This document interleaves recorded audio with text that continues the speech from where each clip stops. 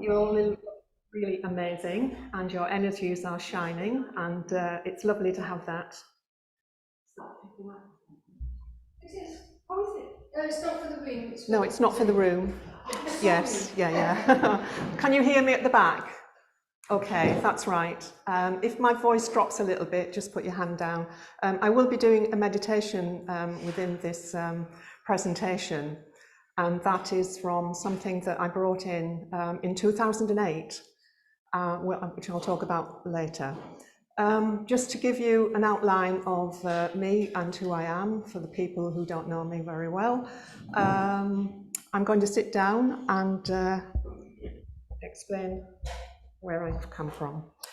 So approximately 20 years ago, I need to see that camera there as well, approximately over 20 years ago, thank you, I had a life experience, which often people have when they kind of wake up to spirituality and things that happen in life. And my life took on a whole new world, which was devastating at the time, but when people have struggles, it often makes you stronger. And I have been so blessed with the people that I've met. So I moved down here from the Windsor area with my two sons, and we moved into Christchurch. And I got a transfer. I was working in a bank at the time. And while I'm standing in the bank, somehow the girl next to me pulled out a crystal from her pocket, and I had a matching crystal, and that started a new friendship. She introduced me to a really amazing healer. And in those days, you did 2 years training. 1 week we did meditation and 1 week healing. And after the first year, I started to see very strange things, pictures on the wall. I would see the mouth moving. I said to my friend one day, I think I'm losing the plot. I am seeing the mouth move on this picture. And she said, oh, I've been watching that for weeks. So that made me feel a lot better. And then I used to get this voice in my head, and it really was a very strong voice saying, open your mouth. This being was wanting to speak through me. That was my introduction to channeling. And I kept putting it off and putting it off. And in the end, I went to my teacher because I was under the impression if spirit came close to you, you had to grab them. they would like be there and then disappear. Well, they won't. They stay with you as long as necessary. So I then had a word with my teacher, and she said, right, at the next meditation, at the end of that, then you can ask them to hear what they have to say. So I did that. And I was still reluctant. And so, I could feel, this throat chakra, it was like bursting to say, and it suddenly burst out. And he actually swore at me, this guy, almost to say, we've been trying for such a long time, why have we waited this length of time? And so it started, the channeling started.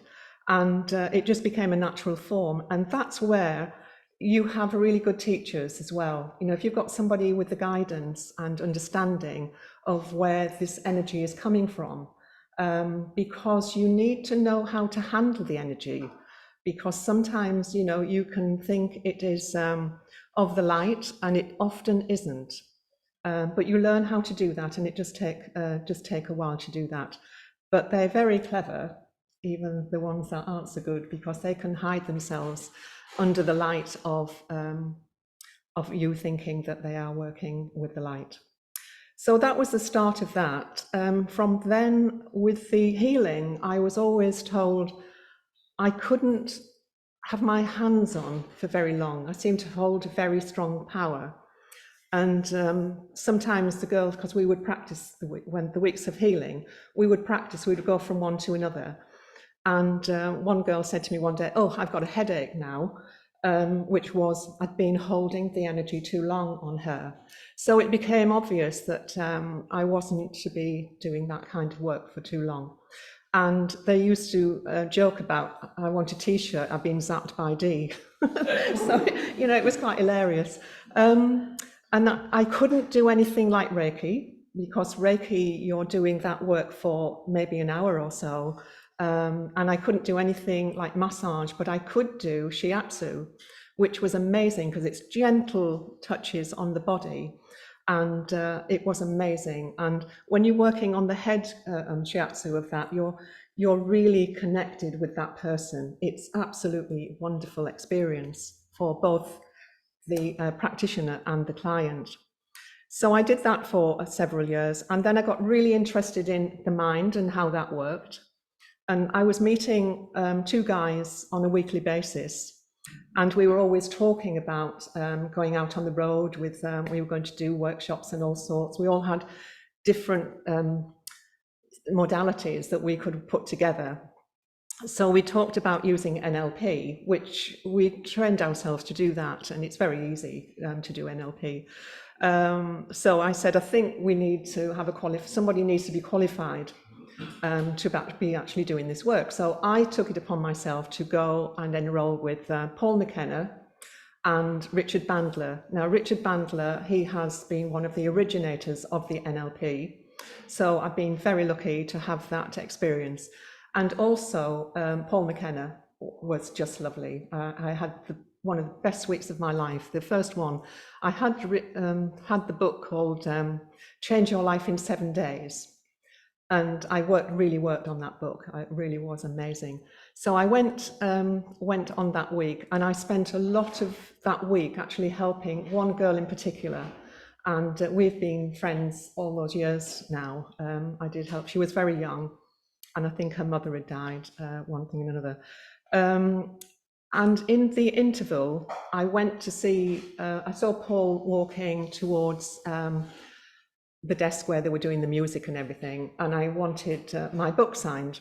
So as I got there, he had one of those flip top phones at the time, and he saw me coming towards him, immediately closed that, which was a great indication of you weren't bothering him. You know, his time while he was on those courses was yours. And it was wonderful. So I did the usual thing. Thank you, Paul. This has changed my life, and blah, blah, and got that. But what was interesting, I had picked up that he's a very shy person himself. And so when he got on the stage every time, he would just look at me, would get eye contact, he would do a little wiggle, you know, like this, like it helped him to actually be confident in what he was doing. And it was amazing. So anyway, went home that week. The following Monday, I'm driving to the tip. You remember these things very well when they happen to you. I'm driving to the tip on Monday morning, like you do. And I got this voice saying, you need to go now to the masters. So I enrolled, I did that straight away, listened to that and thought, well, the money will come in somehow, and it always seemed to. So I went and did the master practitioner with Richard Bandler and Paul McKenna. And then I also met a guy who was doing thought field therapy within that. And with that, I ended up going off to do the thought field therapy. But the two guys I'd left at home, because I was out there expanding and growing, it just hit me while I was doing all that work. I can't work with these guys now, because we'd been sitting there for years and nothing was happening. So when I got back, I called them in to have our usual meeting. And one of them was an hour late. And when I said what I had to say, he said, I knew you were going to do that. He said, so I just couldn't bear to hear it. And so we went our separate ways. We're still good friends, but clearly it wasn't working. And I think that's what the lesson was in life. If something isn't working, let it go and then do something else. Because if the flow is not there, your energy can't work with that. And so that was a big lesson. So from that, it was the thought field therapy. I went and trained with that. And I found it really strange that actually just doing 2 weeks course with Paul McKenna, I was a fully trained hypnotherapist. I think it was this is mad. I thought, you know, people train for years, don't they? So I found other trainers throughout the country. And there was a lovely guy in Hull. And so I went there and I trained for the regression therapy with him. So all the time you're picking up and learning new things, new skills. And I used to spend hours, I would say. I love driving. And one of the things while I'm driving is I'm learning a script. I'm teaching myself a script for the hypnotherapy. and it then just becomes alive and a part of you. In the way that I'm speaking now, all the work that I've done is who I am now. It's taken all these years to actually get to this stage of understanding and knowing. So from there, I'm going to jump on now to 2008. In fact, that was the year that I did all this work with Paul McKenna and Richard Bandler. And while I was with Richard Bandler, I could see energy around him. And I was channeling at that point. I used to sit at a computer in those days, laptop now, and I'm not a typist, but somehow my fingers would go all the way over them, and then I'd look at some writing. And I have that sheet with me now, which is amazing. I'm going to read it to you because it's so relevant to where we are now. So where was I with that? The 2008. So in 2008, I also went with a friend to Dubai. I was going for a 3 or 4 night trip, thinking it was just going to be a jolly. I can just have some shopping, some, a few drinks on the beach, all that kind of thing. I spent 3 days sitting in a spa in this hotel, completely out of it. I was just, and no energy, just completely zoned out. The girl I was with was also very psychic, so she understood what was happening to me. And she said on the 3rd day, and she was literally taking me for lunch, bringing me back in the afternoon and evening. And then the 3rd night, she said to me, right, she had Archangel Michael working with her at the time. You have now just downloaded this new module of the lighter vibration energy, which is the love energy. So that was from 2008. So as a therapist or anybody in life, we're always looking for the thing that we need to do. And it's not always easy to find that. I mean, when people come to me and say, what should I be doing? My belief is it's enough that you're here.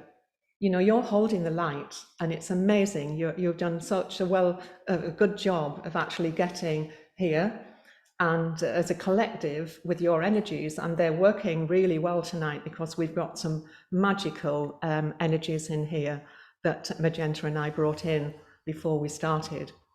And so, I can feel the energy of them and the love. It's nearly overwhelming.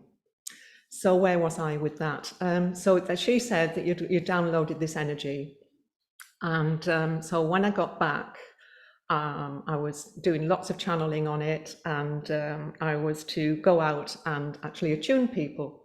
So I went and got in touch with Sue Stone, and she was running Positive Living Group at the time.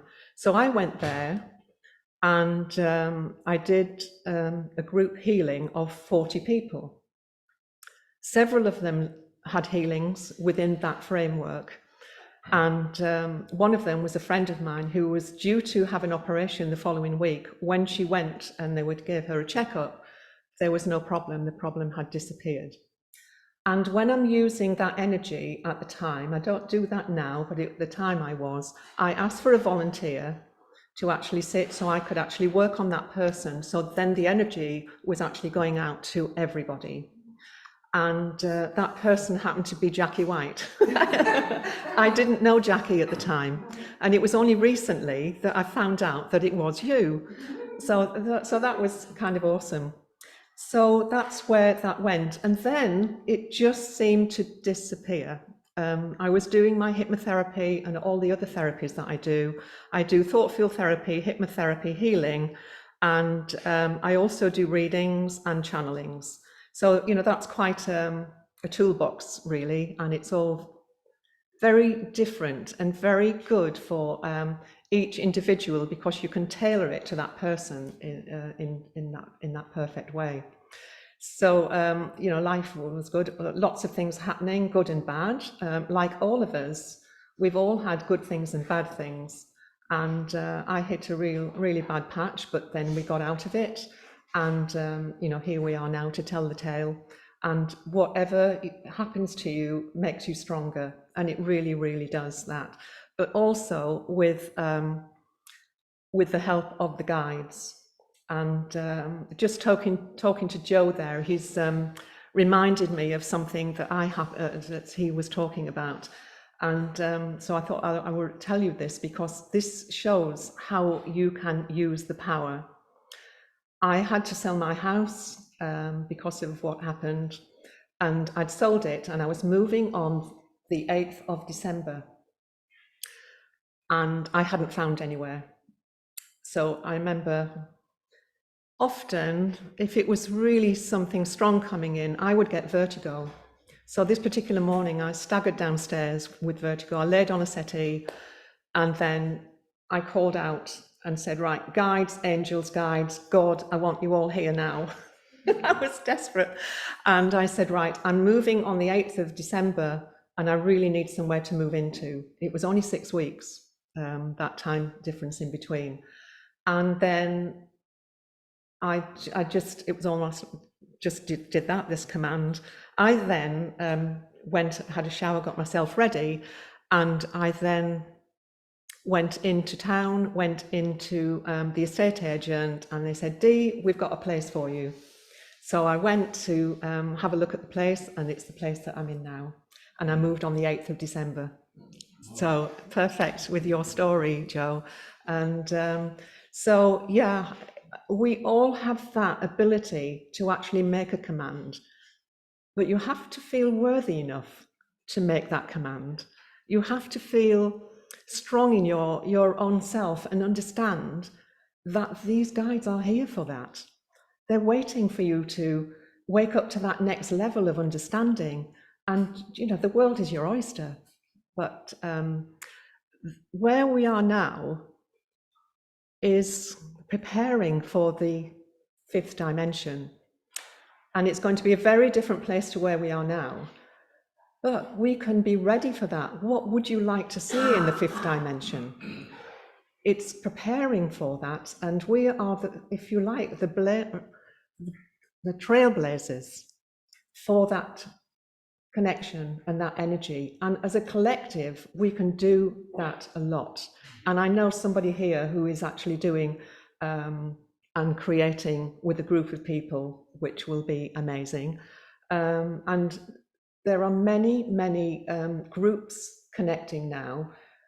These are communities of the future.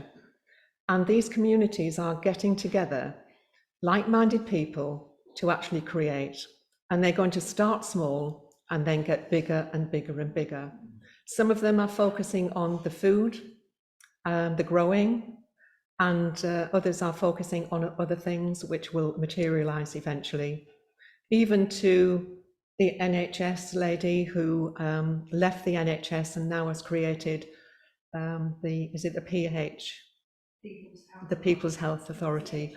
Yeah, and she has created a blueprint for these hubs, I think we're calling them, so that people can have the ability to use, there'll be doctors, GPs, and there will be many alternative therapists, and looking at the health of everybody who requires that.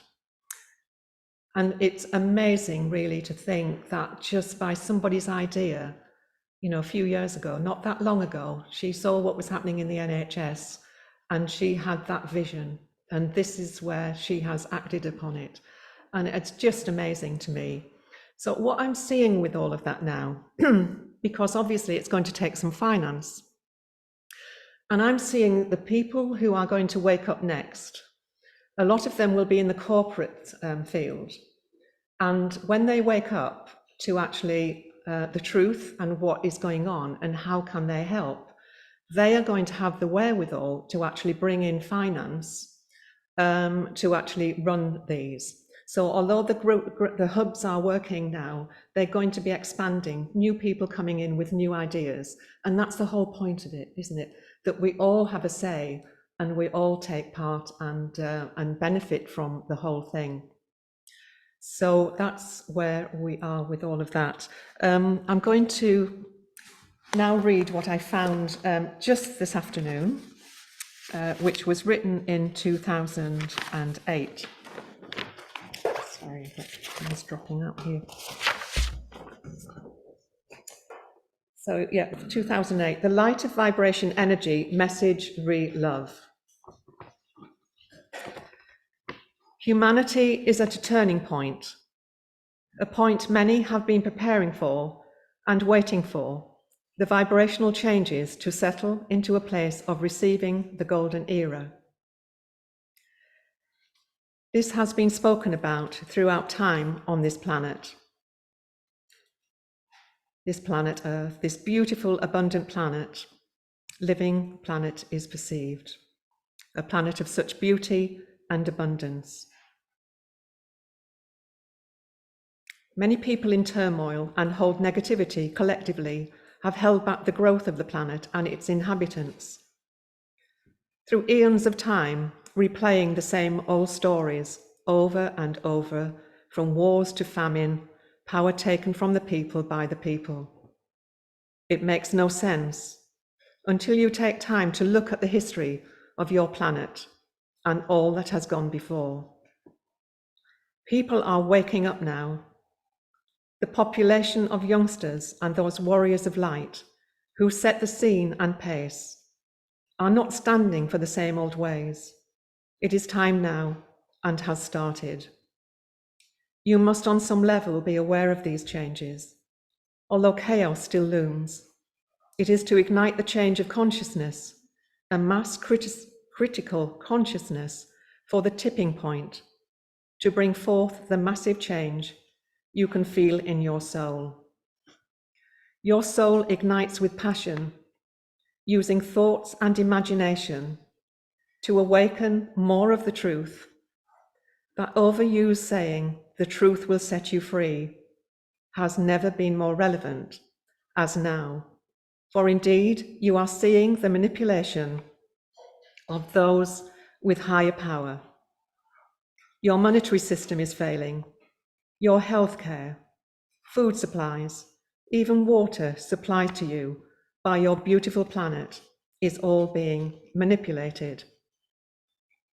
This is changing quickly now, and the power are losing their grip, a hold they never expected to lose. Underestimating the power of the quiet generation, living through love and light collectively, undercover until a critical mass has been recorded. The time in between the conception of the light of vibration has been necessary on two levels. Although the power of this healing connection, utilizing source energy, one, the connection of the channel has undergone a massive increase in knowledge, as well as a quotient of light protons of energy needed to ground the grounding of this energy into this dimension, as well as the fifth dimension. The time factor, a really important issue, as the collective consciousness needed to be at a certain value, a value which would enable an escalation of such magnitude as to have a vital impact on this time and space. The channel often held a feeling of frustration as she was witnessed the evidence of the power of the vibration, seen it proved to work on many levels.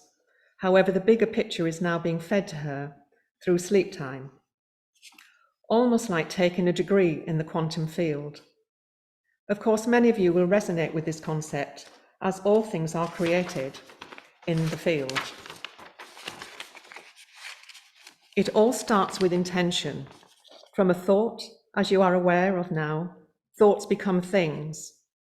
Taking that statement, it was never consciously the channel's intention to bring forward a new healing modality. This was a discussion from a soul agreement and was never part of her thought or belief system until such time as she was in alignment. We have been working together often without her knowledge to refine the way we give information. We are a collective and access immediately at will when we are called. Although to give you some idea as to how this has worked for this channel, a few minutes ago, the channel went into a quiet meditation, not deeply enough for us to imprint a thought, repeating itself several times. Immediately, the computer was booted up ready to start, From there, a trust has been built up, and words pour through onto this page with speed and clarity. A surprise for the channel, as she has no concept of the following word until it is written. 2008, that's amazing, isn't it? Honestly, I'm just knocked out. I mean, oh, right, okay. Just seeing we only have 10 minutes left. What I'm going to do now is just tell you very briefly, we had a meeting to iron a few things out, ready for the evening, as you do. And I picked up this book just before I left. And we have now got an upgrade with this energy. So this upgrade, I think I can quickly, yes, I can read that quickly.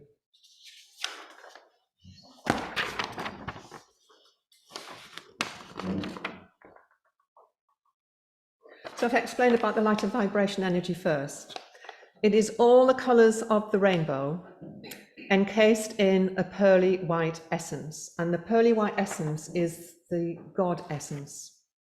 So all the colours of the rainbow obviously are all the colours of the chakra and will be connected with each one of those colours. This energy was used in the time of Jesus, and I work with Jesus, and he's often here. He's here today, and thank goodness he's not standing too close to me because he makes me cry. So that was what was going on. So now they've added the energies of, as the connect love energy, all colours, and the pearly white essence representing the divine, we would advise adding new energy, diamond, platinum, and tourmaline. The power of each connects to a higher vibration, causing a bridge of energy elevated beyond your understanding. So some of you have already had the light of vibration connected by me, and now tonight we're going to have this new energy. So this has just come at the right time. I mean, I picked this up on Monday. And it was written in 2019. It's just amazing. I'm just knocked out tonight, and how they're working with me. Even the talk that I'm doing to you now isn't my scripted talk. They obviously are guiding me to do whatever I do right now. So we have a few minutes to actually connect to that energy. So if you just gently close your eyes and put your feet on the floor.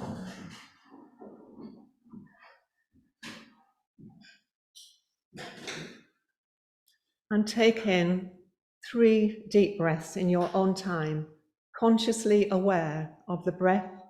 As the breath goes in, cool on the back of the throat, and on the out breath, you may sense the warmth of the body heat.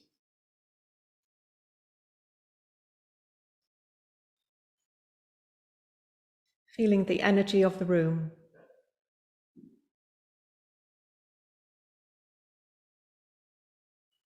And now I want you to imagine that your feet have roots on them, and your energies are being pulled into the earth to hold onto the energies of this planet, which will keep you grounded as we enter these higher energies. Now I want you to imagine that you're standing in the violet flame of purification. And as you do that, see that flame coming up through the body, clearing and cleansing anything that needs to be removed. This is Saint Germain and the violet flame.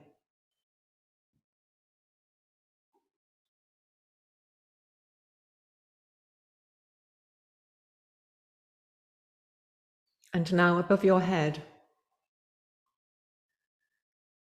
there is the light of vibration energy, the love energy, and seeing all of these colors of the rainbow, your chakra system, added with the diamond, the platinum, and the tourmaline. Imagine if you cut inside a stick of rock and the twists of colors you would see there. A similar metaphor. And the pearly white essence is the divine essence. And now bringing this down into your crown chakra and also allowing it to drop over your auric field. And feel that energy flowing through you now.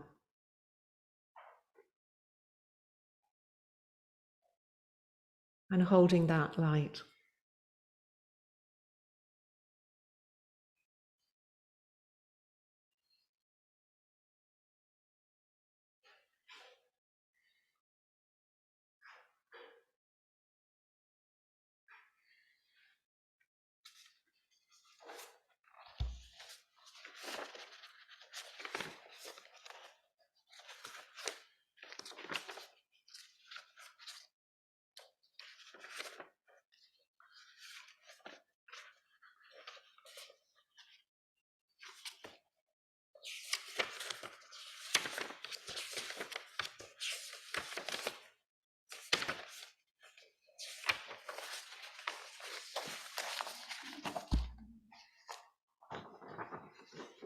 And now gently bringing yourself back into the room.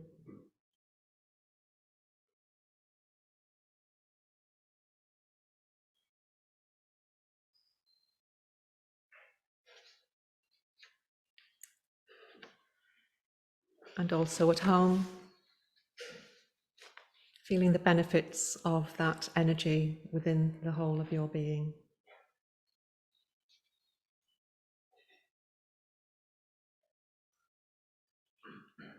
It's so appropriate because that's what we're all about now, isn't it? We're into that time of love. And when we get into that fifth dimension, that's where we'll be, in that place of pure love.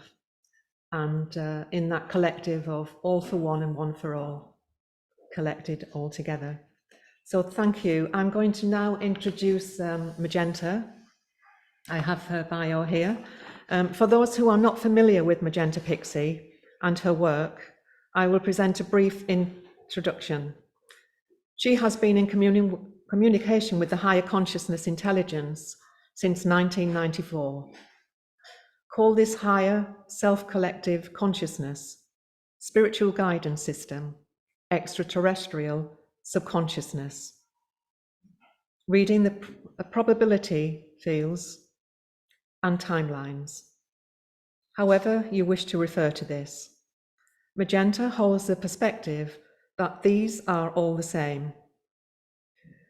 The divine guidance group present themselves to her as 9 angelic beings, which she refers to as the white-winged collective consciousness of 9, or simply the 9. She has been bringing the 9's message forward, presenting them in video form on YouTube and social media since 2008. She is the author of 5 best-selling books in the metaphysical, spiritual category, channeled from the 9. So we're very honoured to have Magenta with us today. And it's interesting, 2008, when she was given all of that information, was the time I was writing my work. Yes. We met in Bournemouth at Dolores Cannon. Yeah, Dolores Cannon was doing an event, and that's where we met. So all those years ago. So nothing is by mistake, is it? It's just wonderful. So I'll let Magenta come. Thank you, Dee.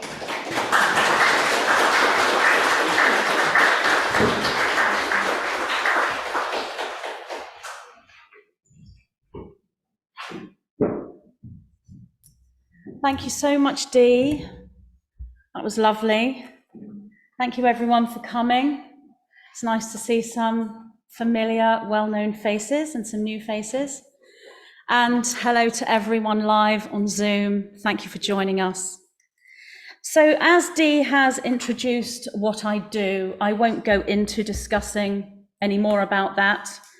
I'd like to get into the material, and I think I have about 1 hour to speak.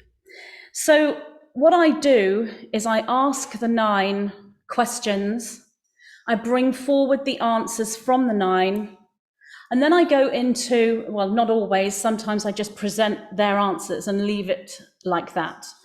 But what I do a lot of the time is analyze what they are saying, because they do speak in quite a complex way. That might not be complex for someone who's familiar with fifth dimensional imagery, but it can be complex for beginners.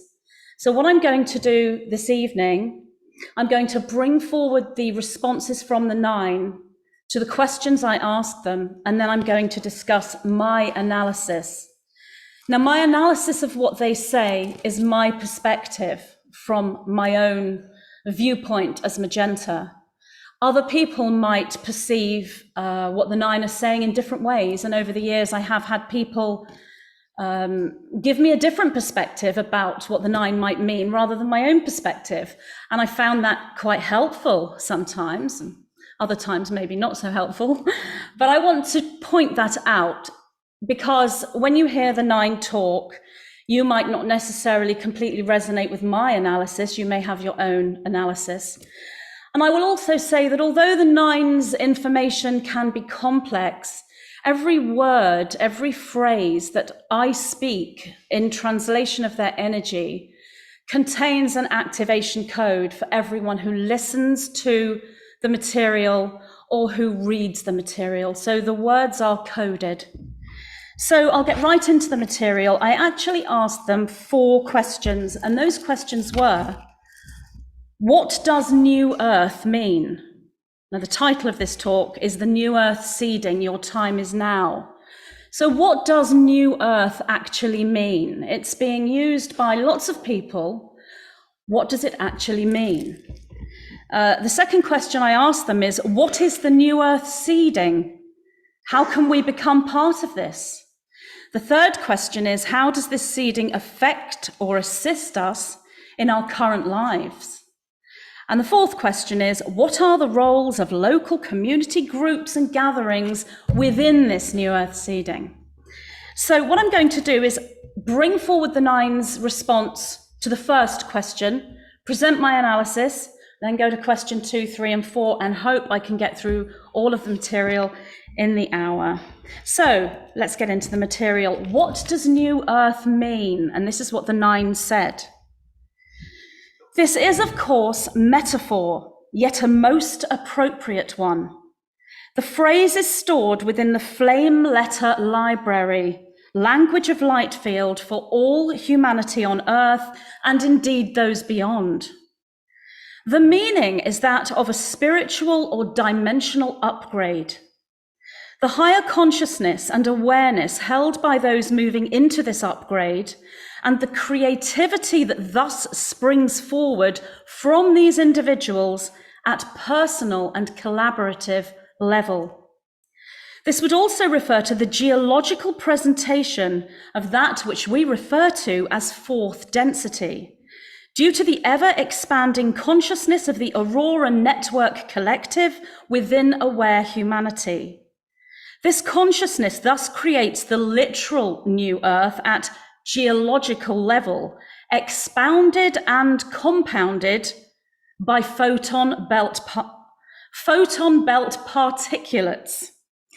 I will just say I did need to Google using the word expounded by. I'd not heard that before, and the 9 do this. They come in with words sometimes I haven't heard of, so I need to Google the words to find out what they mean, and in the context that they're using them.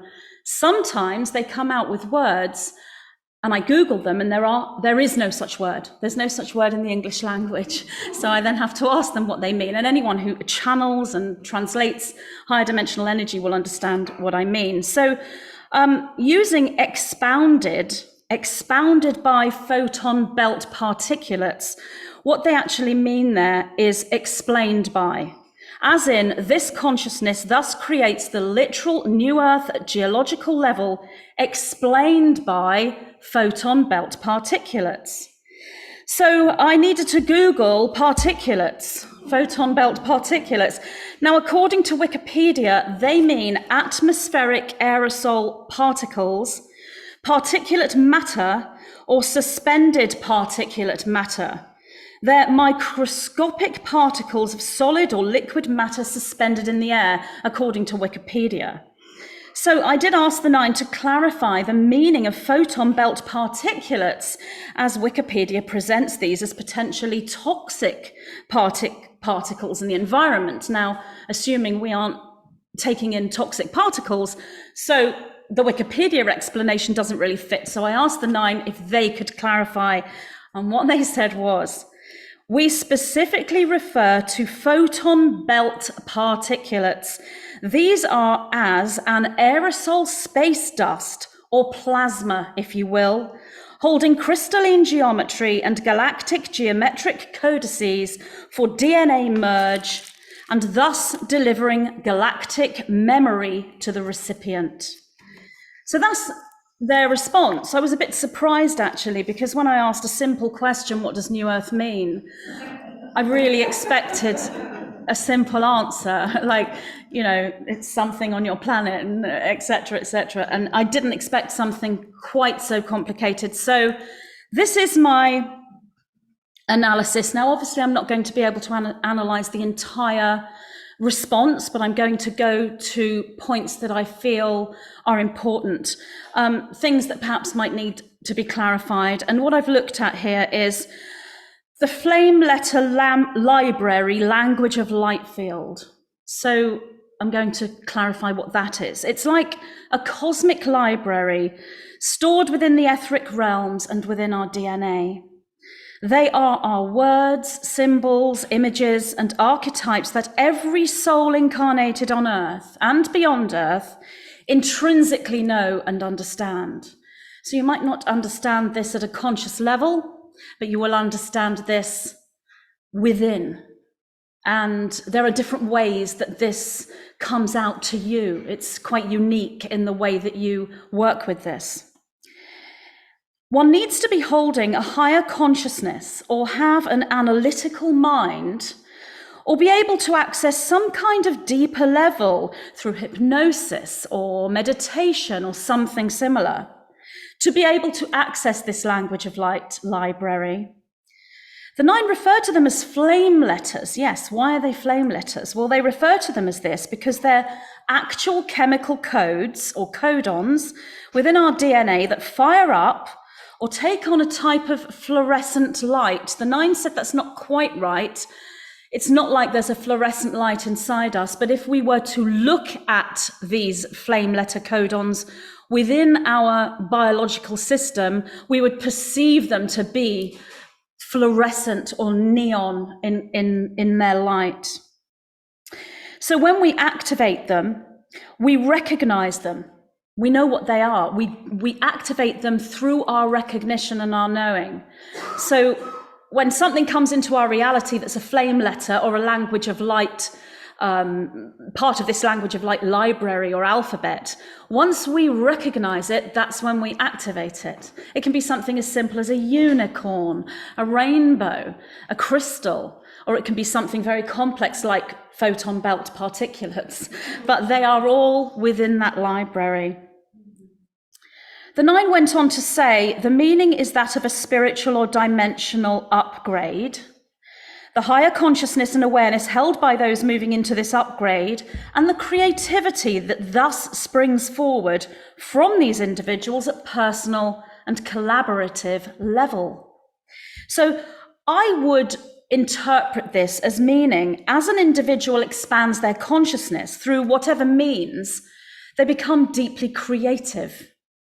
This is their innate knowing within, that they are here to share this awakened aspect of themselves with others.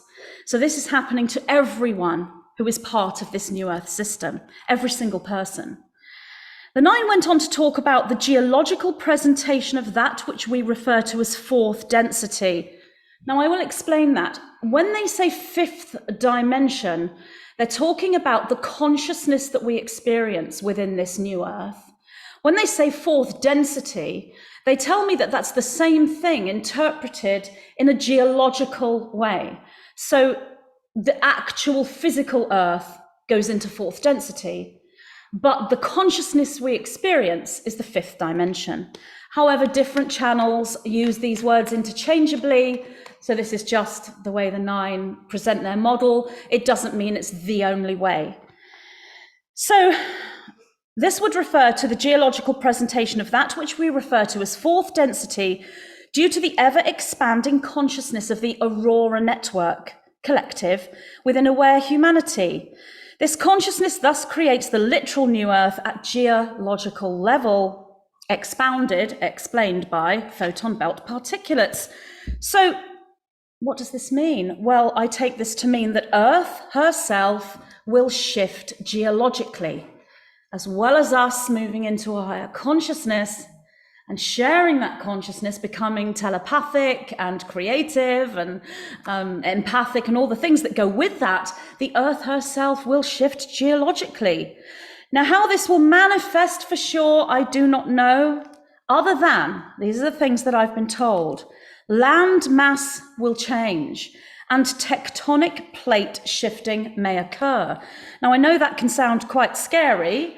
However, the nine say it isn't going to be like that for those who are in this energy and who experience this. And it takes place over a long period of time. It doesn't just happen one day. You won't just turn the news on and they'll say the tectonic plates have shifted last night. It is going to take place over time. So the Aurora network, I mean, what's that? What do they mean by the Aurora network? Well, it's my interpretation that this is a name, and just one name of many, given to the aware collective of awakened individuals on Earth. It's named the Aurora as it means charged particles showing moving lights in the sky, as in the Aurora Borealis or the Northern Lights. This is a natural light display, and at one time it meant dawn, as we enter a new dawn. New Earth is a new dawn. The new day or the new morning, the new era, however you want to explain that. The Aurora was also associated with the goddess. The nine tell me that it only takes 3 awakened individuals on Earth to create one physical higher soul. What that means is when 3 individuals get together and work with their higher selves together, they can create one soul between the 3 of them. So all the awakened individuals on Earth, they also create a higher soul, a group soul, through their collective consciousness. On a female, feminine level, this group soul or logos soul is known by many names. The name the nine give to this group soul is the Divine Princess Aurora. So she is the collective consciousness of all awakened souls on Earth, hence the Aurora network. Now, this feminine group soul being is also known to many people as Guinevere or Lady Magdalene. The masculine aspect is her twin flame counterpart, known as King Arthur or Jesus the Christ. And thank you to Dee for bringing that energy in this evening. And as the direct counterpart to the Divine Princess Aurora, this would be the Archangel Michael. So from what I'm being shown, King Arthur, Jesus the Christ, Archangel Michael are all the same being. Each word, each sound, each image is a flame letter and part of the language of light. It's a code for crystalline change at DNA level, which is occurring to every soul moving into the new Earth, a 5th dimensional reality at consciousness level. So if you've ever wondered why people in the New Age all seem to speak the same language, this is the reason why. But as I've said, they give different meanings to different beings, different goddesses and different structures. So as a beginner in this, it can be quite confusing when you're listening to all these different people and you can think, well, Magenta Pixie just said this, but this other channel said the complete opposite, and this other person said something totally different. Well, there's a reason for that, because when you are looking for truth outside of yourself, you will see confusion. You will see difference of opinion. The only way to find truth is to look within yourself. That way, you listen to different people and you resonate with what is true and what is not. You might resonate with something different to the person next to you, but your personal truth is your personal truth. So when you know how to go within and know that the truth is always within, then you will recognize it when you hear it and you see it outside of you. So let's get to these photon belt particulates. So the 9 said these are as an aerosol space dust, or plasma, if you will, holding crystalline geometry and galactic geometric codices for DNA merge, and thus delivering galactic memory to the recipient. So what does that mean? So this is my analysis. So this space dust or plasma, which the 9 are calling photon belt particulates, I would say is the physical and non-physical substance that we're taking into our bodies as we move through this area of the galaxy that is known to some as the photon belt.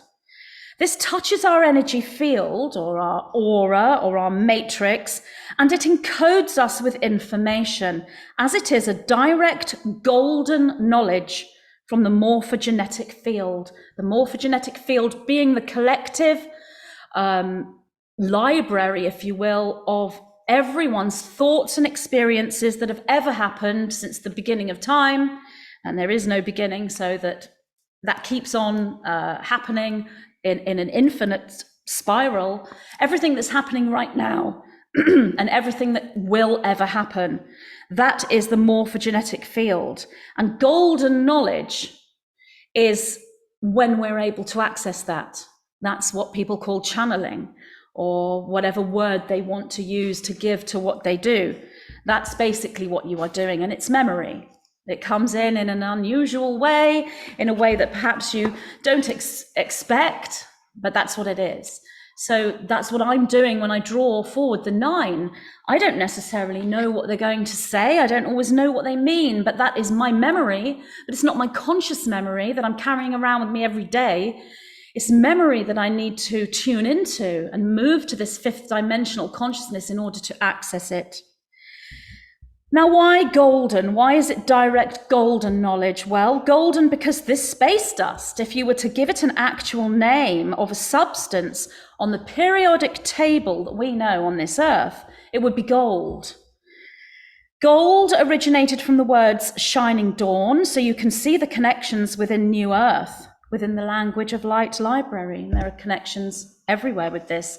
So from what I'm hearing from the 9, these space dust particulates, these photon belt particulates, are tiny microscopic gold pieces. That's what it seems to be. We don't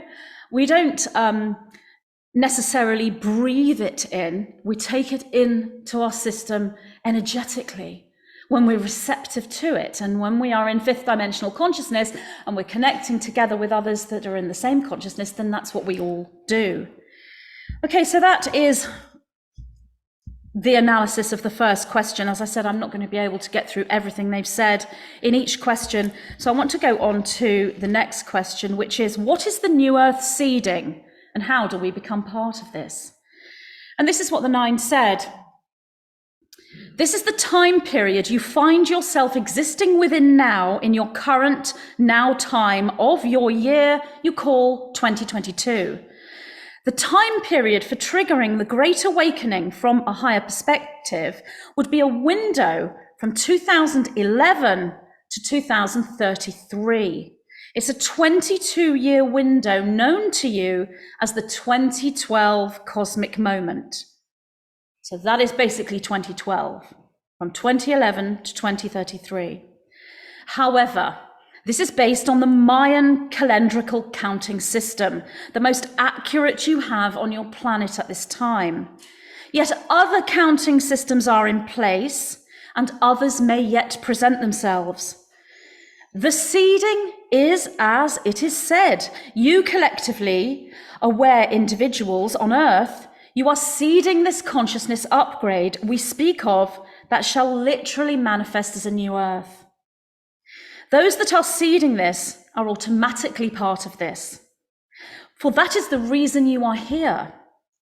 This cannot be accomplished without you in the way that is trajectorized to present. So trajectorized is one of those words I Googled, and to discover there's no such word in the English language. So I asked the 9 to clarify what they mean by trajectorized, and they said, planned for a predominantly set trajectory or majority probability timeline. So this cannot be accomplished without you in the way that it's planned to. So it would happen if humans weren't here, but it wouldn't happen in the way that it is with us being here. They then continued with, for those not in conscious awareness of their Earth mission, if you will, then following the gut feeling, the intuition, the signs, synchronicities, surprises, and knowings will lead them into the like vibratory adventure, opportunity, event, venture, or structure. When in alignment, it can be no other way, and conscious awareness is not needed for the seeding. It is of most import to realize this so that those not in conscious awareness do not struggle with feelings of inadequacy when it is pure trust and alignment to the magic of their own knowings, of their personal blueprint that they follow. The mystery of this creates the magic that analyzing and categorization can nullify. So let's have a look at my analysis of that. The seeding is as it is said. So what I would say here is the aware individuals are creating this with their consciousness and their awareness, with their gatherings, their unity, their thoughts, actions, and creativity, with their collective dreams and emotions being broadcast as one. And then I mentioned trajectorized, planned for a predominantly set trajectory or major probability timeline. So whilst this Earth upgrade would occur, even if humans were not on this planet, it would not occur in the same way that it will with humans here, as I said before. It would be far more geological, tumultuous, and violent, I'm told. The Earth Guardians temper that extremity, for the forces of love the humans upon it hold, and their crystalline coding, and that's codes within the very rock and fabric of Earth itself, are designed for seeding of life always, not ending of life. So the fabric of Earth, organically, is designed to support human life and live and join with humanity as one. It's not there to be violent. If humans weren't here, it wouldn't matter if Earth changed its course into a higher upgrade in a violent way. It's not harming life. When life is here, Earth is aware of that, because the consciousness of the humans and the consciousness of the Earth become one. So Earth is, if you will, careful not to harm the guardians upon it. Anything that does happen that's outside of that is a manipulation from a different group of individuals with a different agenda, and it's not organic. When in alignment, it can be no other way, and conscious awareness is not needed for the seeding. So I take that to mean you do not need to be in a state of conscious awareness for this to take place and for you to experience it. And what the 9 was saying about all of us not needing to be consciously aware of this is really important, because we're still seeding this new Earth, whether we are aware of it or not. And how we become part of that is through our intuition, our gut feeling. I met someone a couple of weeks ago, and she was heavily involved in creating communities and doing things to assist New Earth. And I actually said to her, because she said to me, I wish I could do more. I don't feel I'm doing enough. And I said, do you realize how important you are? Do you realize what you're doing, how important it is? And she said, no, not really. And I said, that's as it is for many. You don't know why you're doing this. You don't know why you're drawn to these talks. You don't know why you're drawn to these events, why you have to join this community. You don't necessarily know. That's because it's being orchestrated kind of partly from us and partly from a higher blueprint that's already been ordained. Okay, so let's go on to question 3 now. So I'm doing well getting through the material, that's good. How does this seeding affect or assist us in our current lives? Pragmatically, practically, and physically, this provides the fail-safe system for the awakened souls. The collective reality providing practical sanctuary prior to, during, and after system collapse. It is as the circle within the circle geometry that we have given to you. We'll tell you about that in a second. And the seeding takes place within the central circle. There are other concentric rings to add here. We shall present the metaphoric structure of these in due course. I'll explain about that in a minute as well. So I would just like to take this moment to tell you about a dream I had about a month ago. In this dream, I wasn't myself as Magenta Pixie. I was incarnated as someone else. It was way, way, way in the future, and I really don't know when or what year or how far in the future it was.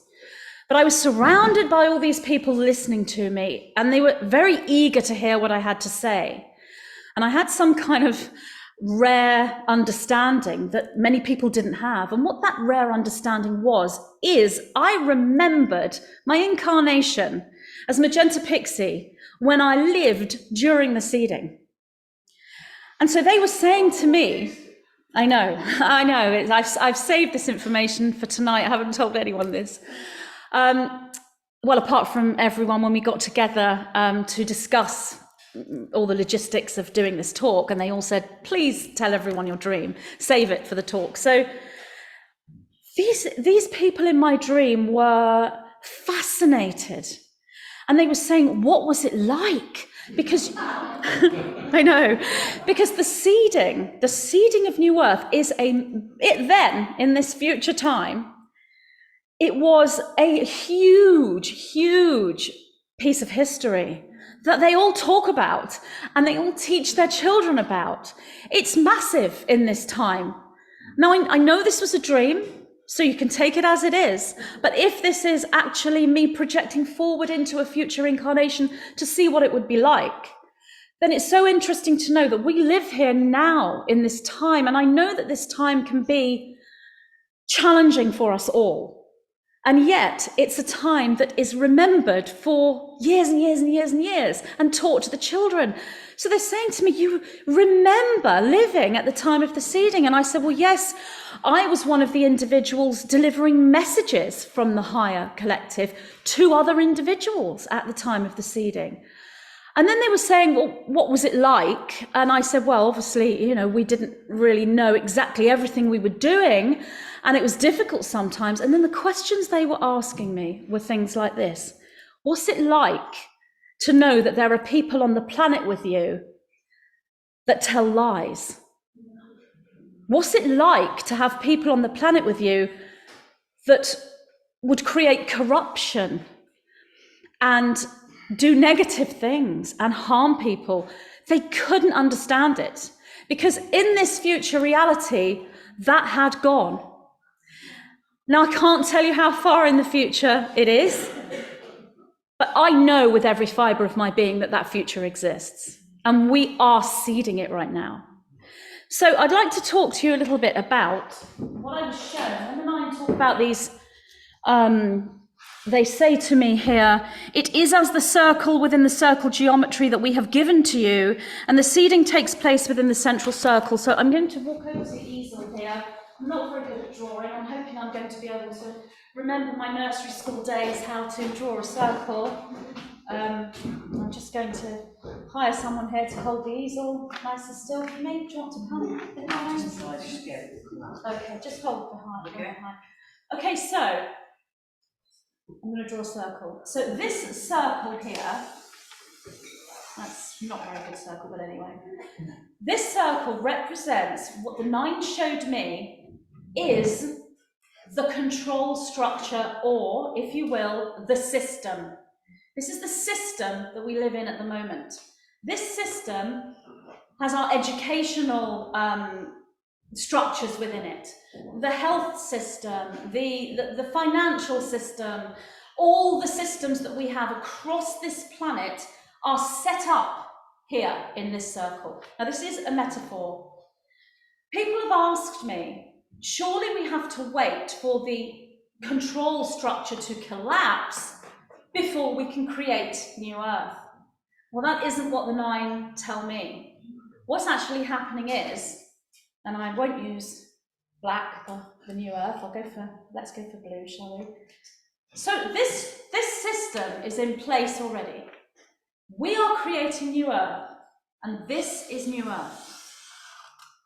So we're actually creating new Earth inside the system. This isn't collapsing before we create new Earth. New Earth is being created inside the system while the system is still in place. And I know people find it really difficult to understand this, so I'm hoping that a simple diagram will explain it. Now, I need to get more information from the 9 about these concentric circles that expand outwards, but what these are expansions within the new Earth system. So we aren't here yet. We don't have any of these concentric circles yet. We are inside this. So I'll use blue for us. So we are all the aware and awakened people inside this concentric circle. Now, just make it a little bit more defined for the people that haven't. Like, go over it a bit. Almost slightly closer. Okay. Just a bit closer. Sorry. To the camera. So, thank you. that's the. That's it. Well done. This is the. Okay, so that's the control system that's in place already, and this is new Earth that we are building while the system is still in place. So we are the individuals inside this new Earth system. Now, if we concentrate on bringing down this structure, if we're always focused on this has got to go, we need to bring it down, we need to do whatever we can to expose it, and etc., etc. Yes, that's part of it, but if we are focused fully on here, we aren't actually going to do what we're trying to do and expose it and bring it down, because what you resist persists, and if you are focused here, you are in resistance to the system not collapsing. So where you place your focus is building this. This is where you place your focus. And this is what happens when you place your focus here, within building new Earth and your creativity, your connectivity, your spirituality, your 5th dimensional consciousness. When you place your energy here, then this starts to disintegrate. So what then happens with new Earth is there's an expansion, and that hasn't happened yet. We're in September 2022 and we're seeding this. That's where we are now. But as we go forward, there's going to be this, which is, I don't know what, but it's another structure with new Earth joined on. So that could be, say, a new financial system. This could be a new educational system. This could be a new health system. They are all, and as this grows, and we are focused on this, then this here is slowly disintegrating until eventually that is gone. And what we have left is new Earth. And that's the whole reality, which is why in my dream, they couldn't understand why there was anyone on the planet that would do anything negative or bad or act in a corrupt way. And they were like, what was it like? How did you cope? You know, in the seeding with that going on. So that's basically a very simple and probably quite poor drawing of what I've been shown. Because a lot of people do seem to think that you have to bring the control structure down and expose it before going forward. And when it comes to, say, let's say the truth community, and I don't mean all the truth community, but there are some individuals in that community that perhaps don't have so much of a spiritual understanding, they will look at the spiritually aware and think, you say you're on the same side as us, but what are you actually doing? You're sitting there meditating with your crystals, you're not doing anything. That's not true, because the focus here is practical pragmatic, and spiritual as well. It's all of it, because that is a new dimension. That spreads out and it becomes fifth dimensional in consciousness and fourth density geologically, because as this grows, it changes the structure of the actual planet. So that's my little diagram. Thank you, Daniel, for holding the easel.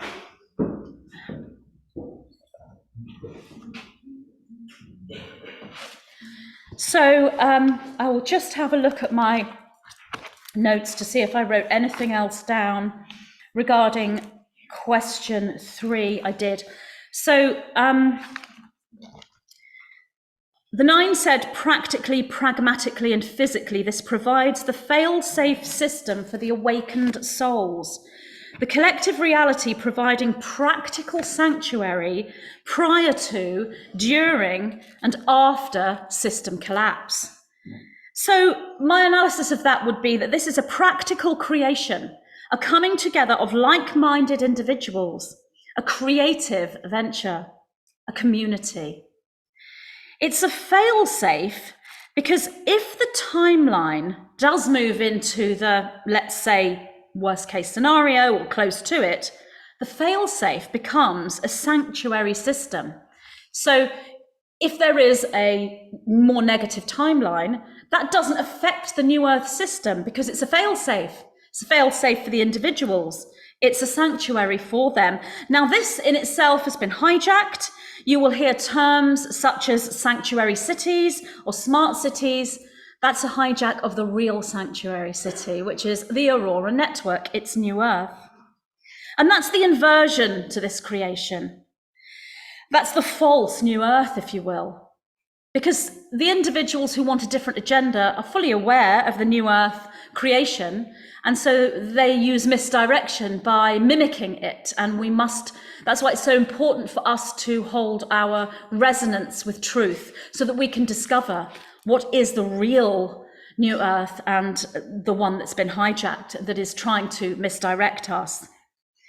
So when the 9 talk about the sanctuary system, they mean the one that provides support and nurturing on all levels for the Aurora Network. And this will be global. This will be worldwide. The 9 tell me it will be as a Robin Hood society. First, not all the time, not all the way through, but first. And what they mean by a Robin Hood society is, if you will, an outlawed system. Doesn't mean it's outside of the law necessarily, but it means it's outside of the system in the way people perceive the system. As in, what are you lot doing over there? Why aren't you here with us? What's going on with you all? You will appear as if you are in an outlawed system, or if you will, a breakaway society is another way of putting this, before eventually becoming the only Earth reality as described when I did the diagram. And the final question that I asked to the 9 was, what are the roles of local community groups and gatherings within this New Earth seeding? And I thought that was a really appropriate question as we were gathering here today. So I asked this to the 9, and this is what they said. Many will come into this system. You at this time that hold this New Earth genesis walk with purpose, creativity, and calm. Yet there will come a time when others join you through last-minute discovery. And the healers of New Earth systems will be ready to receive these latecomers into the fold. This is the role of that which you call community groups and gatherings, to create the Aurora networks that shall provide the fail-safe sanctuaries until such time as they become New Earth and present as full infinite structure as the event horizon. The inverted system at that time will be displaced from your dimensional reality, as we have shown within the diagram. Yet this is not only physical, but energetic. For each gathering, each community collaboration, each plan, discussion and brainstorming event does hold the creational template of New Earth at Genesis point, which is that which we call seeding. You do this now, in your current now time, in your current now moment, as you stand before your fellow, I'm sitting actually, as you sit before your fellow New Earthers, and indeed, they shall know and feel this. All that you present within your deliverance at this time is confirmation for that which is already known to them, albeit presented in a different form. So my analysis of that: to create the Aurora networks that shall provide the fail-safe sanctuaries until such time as they become New Earth and present as full infinite structure as event horizon. So what do they mean by full infinite structure as event horizon? Well, this is the exact replication or mimicking of an organic structure. What they're talking about when they mention infinity is a structure that mimics consciousness itself, as in source or God, if you will.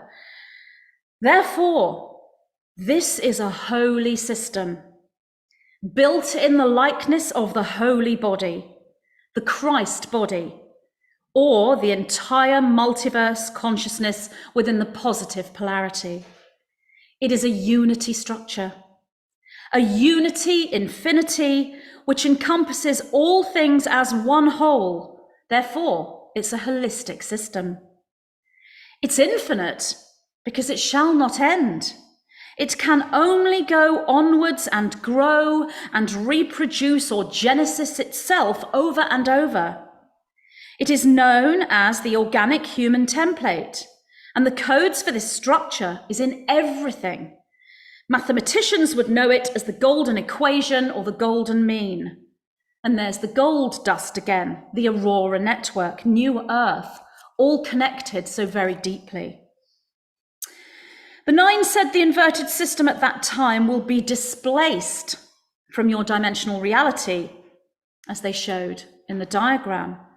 Displaced was the word used. Now the 9 are very precise with their words. Displaced. So I had a look at the thesaurus to see what words might also explain displaced, and I came up with dislodged, replaced, relocated, removed, and superseded. So how this will occur in physical reality, no one knows for sure, except that this will look like a total collapse of the system. But it's not going to look like that for everyone, and it's not going to look like that completely for those within New Earth. To the unaware individual, it will look like the end of everything they've ever known. To the aware individual, they will not experience this due to their focus on the creation of the new and stabilization of that system and the welcoming of the newcomers into the sanctuary. It won't be a collapse for them, for they will already be existing inside the new reality. They will be in the central circle. They will be in the new system. And what they will instead see is growth, expansion, unity, beauty, and oneness. I'm not saying it's not going to be challenging. It will be, but it won't be the same for those who are not inside that New Earth system. The aware individuals will know and understand what the others see: a collapse, a destruction, a fall, an ending, but they won't see it that way. To them, it will be evolution from the non-organic, the inverted, and the artificial, to the organic, the holy, holistic, and the natural. That's how they will see it.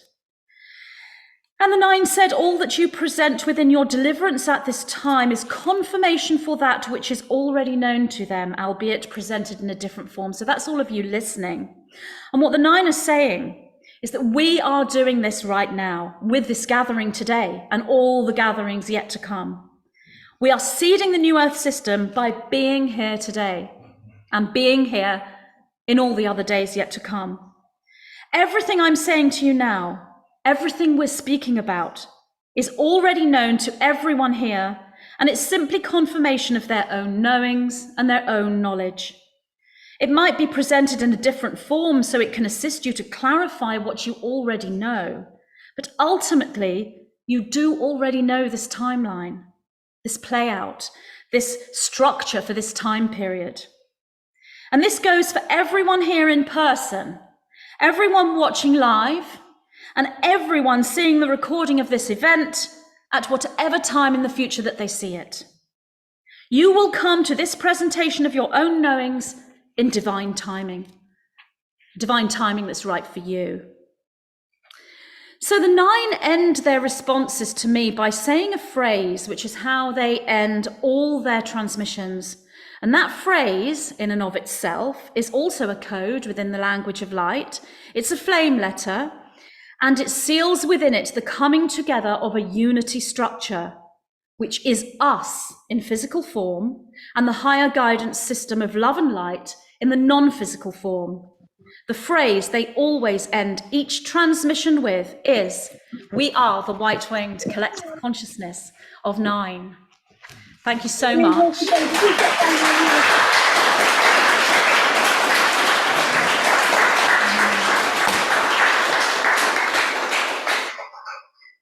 So Dee is now going to join me and we will be taking questions. You can direct a question to both of us or one of us specifically. Oh, right. We'll be reiterating the question that you say, so you can ask it quietly. Your voice doesn't need to be on the recording or on Zoom. We will reiterate your question so everyone on Zoom can hear us.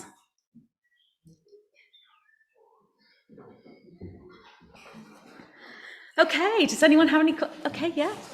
I was thinking of a phrase or something, because they're not quite wordy. But I was thinking of a phrase, there must be some sort of catchy phrase that would sum everything up. Is that maybe the last thing said? I mean, what is we in that? Oh, that's a really, really good question. So the question is, the 9 use the phrase, "We are the white-winged collective consciousness of 9." Is there something in that phrase that sums everything up? And is it the we? So when you are born, you have the identity of I, and that's your identity. When you awaken spiritually and you begin to see the compartmentalization of yourself and the multiple infinite guidance system that you have, you hold the perspective, or rather when you're in communication with that aspect, you hold that perspective of we, because it's all as in unity. However, there is a phrase that goes beyond that.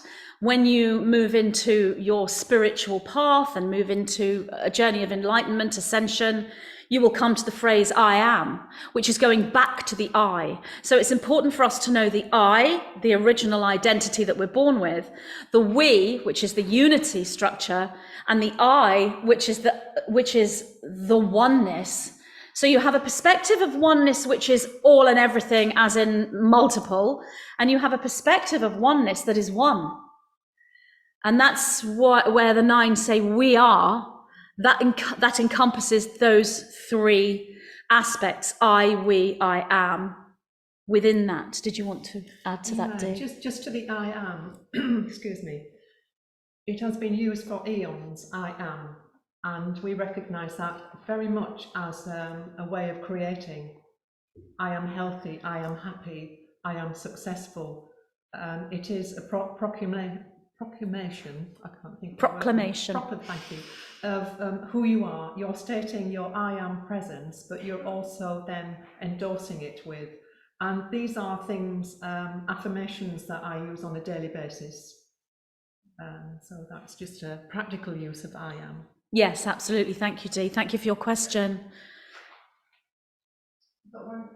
You have one on Zoom? Is there anyone in the room? Pam? Should we go to Zoom afterwards? Pam?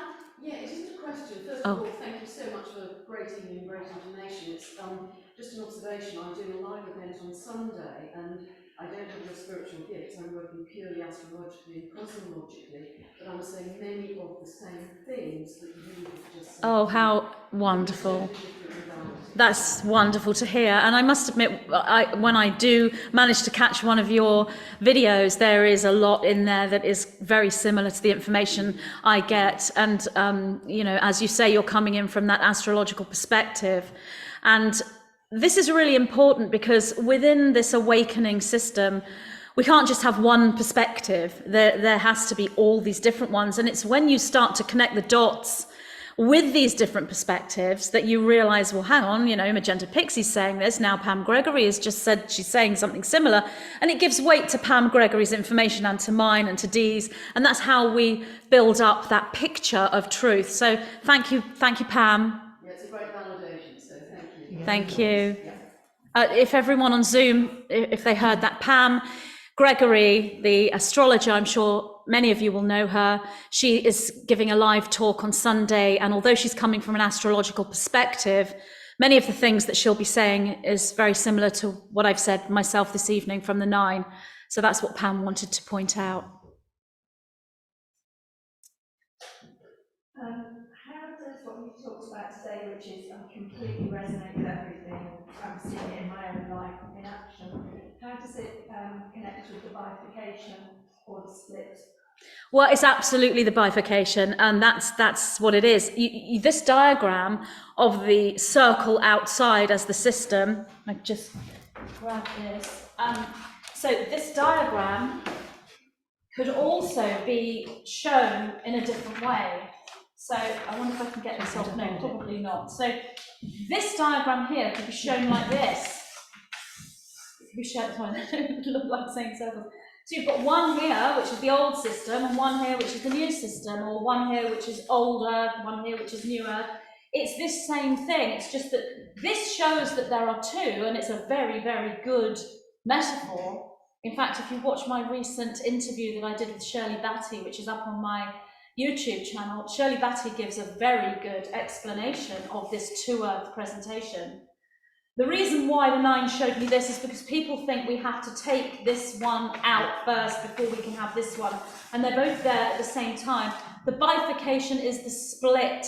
So we've got this and this. So for a while, before we become the full infinite structure, we're in a bifurcated reality, which is 2 different worlds, 2 different consciousnesses.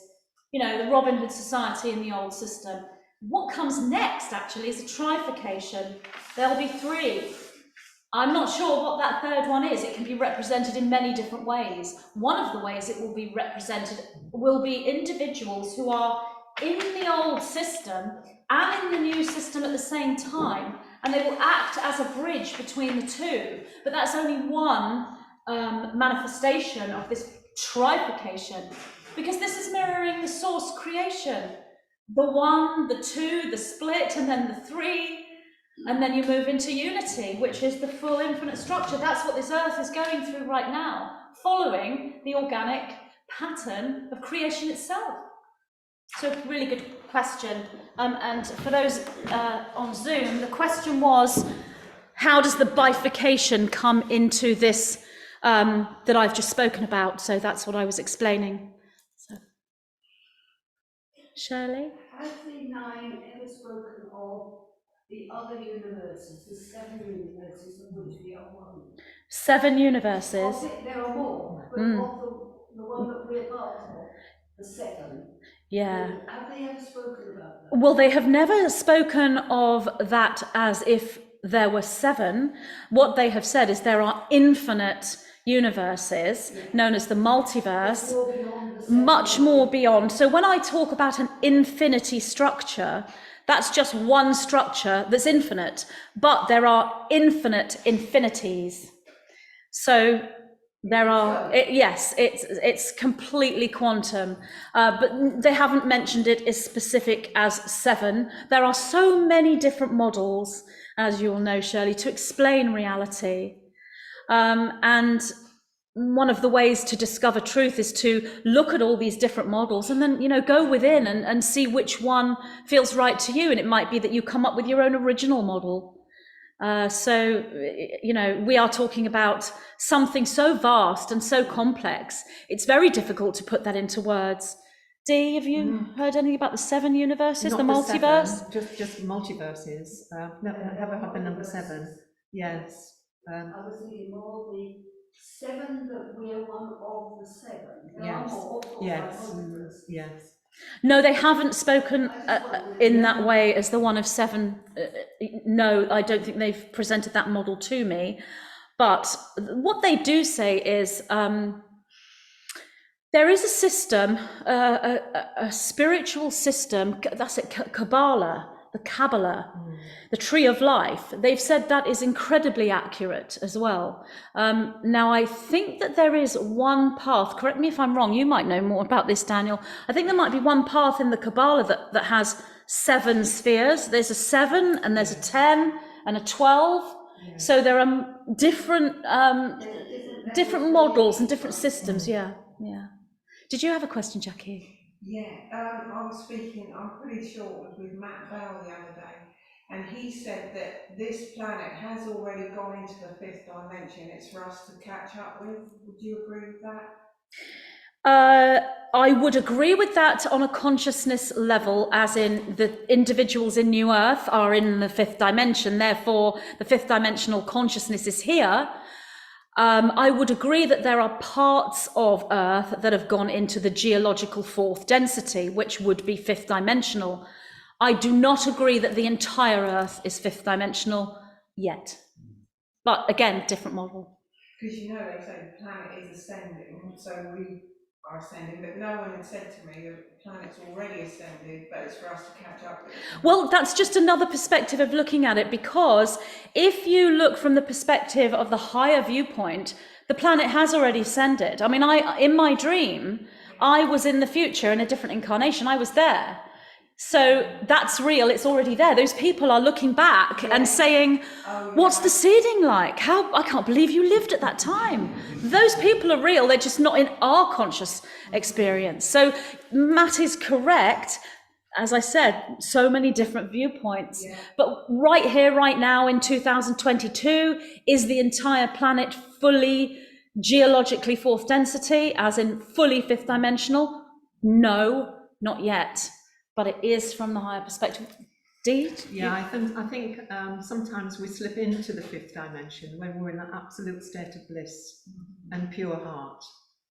But it's quite difficult to hold it for any great length of time, because we are not ready yet with that energetic connection. That's how I see it and view it. I mean, some days, over the last 2 days, I've just been feeling very blissful. And it's a great way of actually creating as well. You can use your energies to create in that time that you're in that good feeling, and things seem to flow. It's a magic time, and I'm all into the magic. If everyone on Zoom didn't hear that, the question was, the perspective had been given that the Earth was already fully 5th dimensional. So that's what I was responding to. And is our DNA being reconnected? I hear that we've got down to 2 strands of DNA to keep us dumbed down and quiet, and really we could have 12 strands or even 64 strands, and by which time we become telepathic and we get our skills and talents back again. So absolutely yes, that is, however, a metaphor, because when you look at the most accurate reality, these strands are always connected and are quantum, and there are multiple of them. It is correct that when we were incarnated into this form, the strand construction within our DNA, and that's the memory that we hold, was reduced. It was reduced on the one hand as a hijack against us. On the other hand, and this is another perspective, we chose to move into a forgetfulness place, a separation place, so that we could remember the unity place. So there are multiple perspectives of that as well. But on a very sort of basic metaphor, we should have 12 strands. We are currently have 2. That is a metaphor to show us how we are evolving within the DNA regarding our memory, our soul memory. And when I say memory, it's knowing. It feels like it's memory to us, but really it's just light. And it's a complex light. As I've said, it's plasma, and it's photonic light, and it's very difficult to give it a name. So you will hear all these different metaphors. The issue is when someone tells you that's literal. When someone says you did have 12, you now have 2, you've got to regrow 12, and you can be like, okay, it's not as literal. We must open our minds to, okay, well, what does that mean, and look further. Dee? Yeah, that's really interesting. With the connection we've had tonight, I understand this is a link. And there is a very powerful energetic link with the energies that you've received tonight and at home. And that will be manifested as and when in the right time. But it seems a conduit for that. I'm just getting that as we're talking, which is usually the way I channel. Yes, absolutely. I mean, being in a gathering like this will assist in connecting those strands. So the answer to your question is yes, with a caveat of there are other models to explain it. It's metaphor, and it can be opened up into looking at different perspectives. I know somebody right at the back. With the blue, yeah, I'm wondering about children that are incarnating now, and are they more receptive to the new energy? Are they being more, prepared really for the new world? Do you want to answer that, Dee? The question is, the children being born right now, are they more receptive? Are they more prepared for the new earth? Yeah, without doubt. It's interesting because when I was training, I've been on the planet for quite a while, and I was always told the younger people will be overtaking you. And that became evident to me within the last few years, the knowledge that it's just inbuilt within the younger people. And I'm seeing the young ones being born. I mean, I saw something the other day that was on Facebook, and this guy was actually saying to his 2-hour-old baby, "I love you." And that baby was smiling. 2 hours old. They have this awareness, and I think what I can see from a generation point as well is the fathers of the children nowadays are taking on a really hands-on role as well. So they've got a really balanced, the majority have, because we always choose our parents anyway for the experience we want. But I can feel a very different energy and consciousness of all people younger than me. Yes, I totally agree. And in an organic society, the younger generation is supposed to supersede or move beyond the previous generation. It's not a case of we teach the younger ones what is right. We are the masters, they are the children that know nothing. The true organic expression is that we know that the children have come in with higher knowledge than us, and we nurture them to bring that out. And that's something in the old system, or the system that we're in at the moment, that they've got that back to front. Within New Earth, it will be done differently, and that's where the whole sort of new educational system will come in. That's the modality that the educational system will adapt for these children. On the best timeline we actually can be. To me, it feels like everything is coming together, and the best option which there is available for now is actually manifesting. So the question is the best timeline manifesting? It seems as though everything's coming together and the best timeline is manifesting. That's a really interesting question. And I think if you look at the worst case scenario and the best case scenario, it does seem that we're always kind of somewhere in between. However, when you are in the New Earth system and you perceive from the fifth dimensional consciousness, you are always seeing the best outcome and the best timeline, because that's what's creating it. So the answer to that is yes, but it may be that others do not experience that. It will be up to them to align themselves with that best case scenario. And they may experience something different. That's the bifurcation. That is what's happening now. Dee? Yeah, I would agree with that. But also, if you look at the astrology right now, it's kind of fitting into place with the timeline that we think we're on. But it can change with a mass change of consciousness. You know, if more people wake up and then suddenly there's a big change around, timelines can change. But it's interesting with the astrology, isn't it, Pam? Would you say? Yeah, Absolutely. thank you. Yeah. Any advice from the nine as to how to negotiate the practical difficulties of the current system whilst being fully aware, but at the same time how to live in it? Okay, so the question is there any practical advice from the nine about how to navigate through the control system whilst one is in the New Earth system? How do you practically navigate that? So this is something that every single one of us is being called to do. There is no one that is not touched from this. And when you are more aware and awakened and in the New Earth system, you are aware that there are two systems. Those in the other system, they're not aware that there are two systems. They just think these people are all just sort of crazy.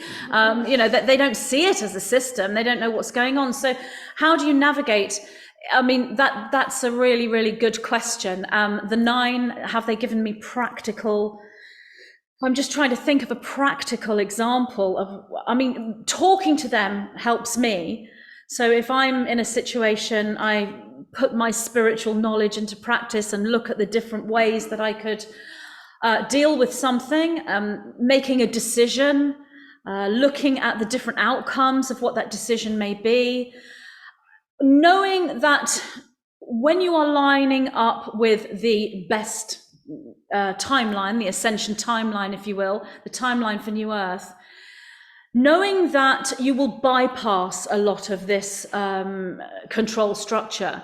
And when you actually go out and that actually does happen, it reinforces that knowing. For example, you'll go out thinking, oh, I'm just going shopping today. I'm not doing anything particularly spiritual.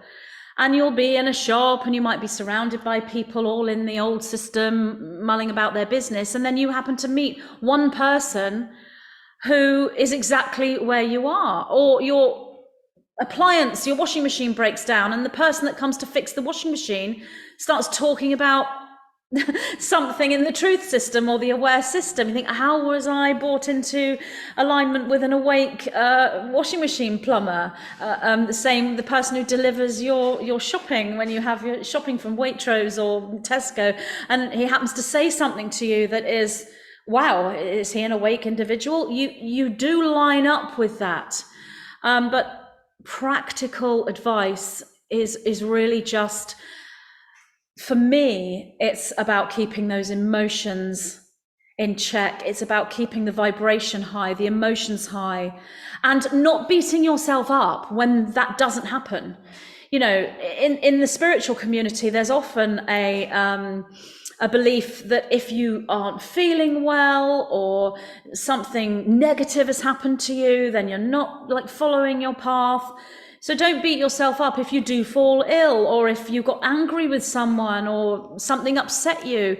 It's about navigating everything that happens to you and understanding that we are navigating in two realities. Because just because, I'm going back to this drawing again, just because we are here doesn't mean we're only here. We're in this as well. We're in this and we're in this. That's where we all are right now. So we have to navigate this, which is wonderful for us, and this at the same time. And I think this is where the communities come in. They will have practical solutions for navigating through, and it is done through unity, collaboration, coming together. We can't always do this on our own. We have to come together in groups to be able to do this, and that's where we can find the practical solutions. Dee? Yeah, I did have a sheet. I ran out of time with mine. One of the main things is actually to keep your mind in order. I mean by that, we have thousands of thoughts going through your mind throughout the day, And it is just stopping the ones that are not lifting your vibration. And I've got this down to, is that true? You know, if something comes in, I'll just say, is that true? I've done it so often now, I can actually change that. So it does take some working and practice. The other thing is the keeping of the vibration really as high as possible, however you do that. I've got a couple of tips actually I could demonstrate. So for the moment, if you could just think of a time when you were really, really happy, it can be any time in your life, just think of something that gave you a nice feeling, a nice smile. And hold on to that. Right, if you're there, just imagine you've got this energy spinning towards your stomach of that really, really good feeling, and it's spinning and spinning and spinning, and you're taking that to the top of your head, down to the tips of your toes. And do it again. Spin it, that really good feeling, top of your head, tips of the toes, and one more time. And that, in effect, changes your energy within that time.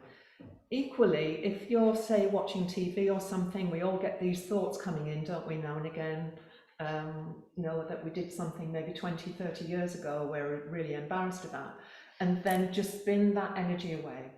Just feel that energy. We are just pure energy beings, and this is an energetic thing. So the mind thing and that energy coming in, if you do find you're having anxieties, go and see somebody about the anxiety.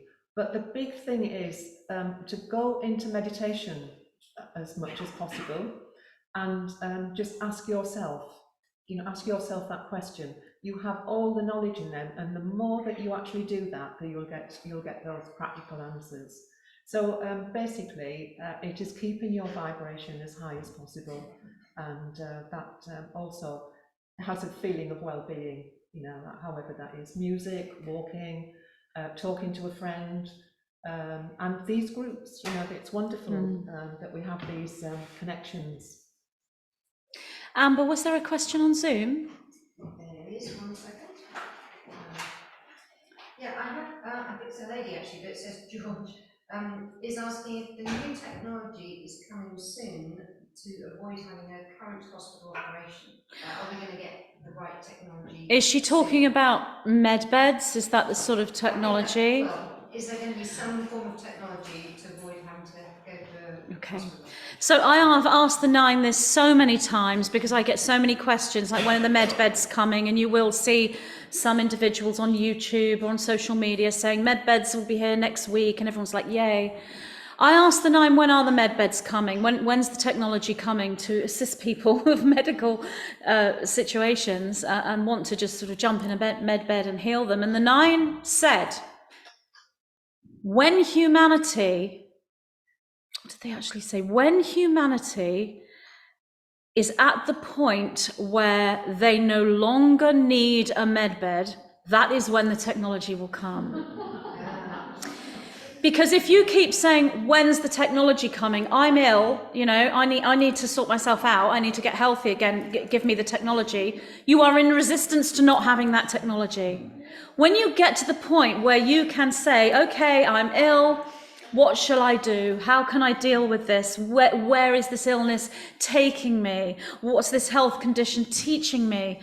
When everyone gets to that point, and they don't need a bed to jump in and solve all their health problems, that's when we will have them. So the answer to that right now is not anytime soon on a global level. However, I am told that there are smaller groups that will be accessing this kind of technology. And there are some technologies, we're not just talking about medbeds, there are some technologies like biofeedback and technologies that are energy work that we already have. And that's in, going back to the slide right again, these technologies are in these here, so we have New Earth here, and then these concentric circles are the expansion of New Earth. So that's where all these things come in and come into us, but that's because the consciousness of the individuals in here are not in resistance to living without them. I hope that answers that lady's question. Do you have anything to say, Dee, about that? No, I don't. I've got nothing to answer that. Does anybody else have a question here, or is there another one on Zoom? Okay. Joel from Johnson Family, how do you identify, I think it's important to do actually, how do you identify between good and bad when channeling? Right. That's really good. How do you actually tell? Yeah. With certainty. How can you tell that the guidance system that you are communicating with, or spirit being, or whatever it may be, how do you know they're good? How do you know they're positive? What if they're negative and you don't realize that they're negative? So how do you know? Yeah, that's a really good question. And in my training in the early days, it was, you ask 3 times, are you of the light? And it seemed a room, a golden rule. And sometimes they would say, yes, I am. Yes, I am. But you listen to the third one, they might just disappear, or I am not. So it's questioning that, but also go by, and this is a good way of actually developing your intuition. Go by the feeling in the stomach and the heart center and your mind. And then you will get the answer to that. But it comes with practice. I have had experience of somebody around me who has thought she was connecting with one being of light, and it wasn't at all, and it was a big lesson for that person. So you have to be aware what is really going on in your field. You've got the energy field to actually have that, and then ask your own guidance and go into meditation and feel. But that seemed to be a rule that has worked for me over the years. Yes, I had something very similar. When I first started to connect with the guidance, I would ask them when I met them, before I'd actually connected with what I felt was my spirit guide, I would ask them repeatedly, are you of Christ consciousness? And they would often go, oh, no, I'm not, because they, it's like, oh, she's asked me, you know. They aren't able to lie to you in that way, because you are communicating with your own memory system, you are communicating with the deepest aspect of your own consciousness. When you finally do meet that pure, loving, genuine, positively polarized guidance system, you don't even need to ask them the question, are you of Christ consciousness? Because you feel it through every pore of your body. But it is a very, very good question, and one I've been asked many, many times. The way I look at it is, you wouldn't be out there speaking, teaching, whether it's with a live audience, whether it's on YouTube, whether it's writing books, you wouldn't be doing that. I mean, people probably do, but you shouldn't, in my opinion. You should have worked with your guidance system, and even when you've had that knowing that they are positive, it's not that you put them to the test, but you can ask questions. You can decide to perhaps ignore something they've said and see what happens. You know, there are ways, and it takes place over time. You build a trust with them to the point where it becomes such an absolute knowing. And when you have the knowing that you're with a positive guidance system and you're able to keep that positive guidance and it doesn't slip into something negative, you're able to hold the boundary of that guidance system, only then should you be out there speaking about it. Would you agree? I agree with you with that, yes. Can you somehow within yourself set it to, let's call it setting, that you will only channel what is of the light? Could you somehow put that message out and work on that frequency? So the question is, can you set your guidance system to be only of the light? Can you put that out there somehow through asking? Can you set that frequency? Yes, you can. I did that through imagery. I used the infinite structure, which has an event horizon boundary. It's the infinite structure of yourself, your own matrix, and that involves every guidance system that you can communicate with. That doesn't mean that a negative entity won't come to you. What it means is that you will recognize that it's negative and allow it to come to you and talk to you if you want to talk to it. You might decide you don't want to, but if you approach negative entities without fear, you can actually learn things from them as well. They can actually teach you quite a lot, but your main guidance system will be of the light. And I set that through imagery, through symbolism, and through what I would call a hermetic seal. You seal that but you can use words as well. You can make the plea, the calling, the prayer, the meditation, whatever you want to use. I use words to do that, and then it becomes part of your belief system, but still being aware, you know, we're all human after all. Really great questions. Does someone have their hand up over there? No. Okay, anything else on Zoom? Well, there was a little bit more specific about your dates. Nadia asked, did the 9 know what year the whole planet will be 5D? They do, and right, okay, so that's a really good question, if that's been picked up by Zoom. Do the 9 know what date the planet will be fully 5D? So looking from our perspective here in 2022, they do know, but they are seeing multiple timelines. So within those multiple timelines are multiple different dates.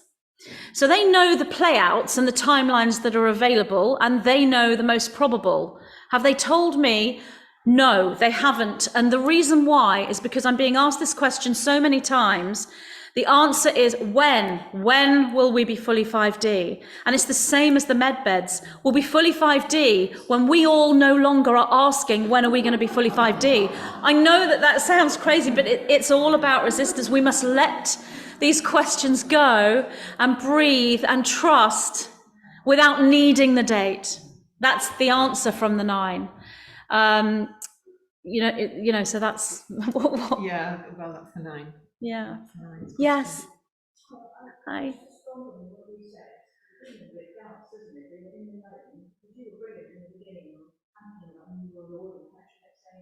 a knowing, and I get that now. But it's the human bit that what isn't it? So you've got to keep bringing us back anyway that works.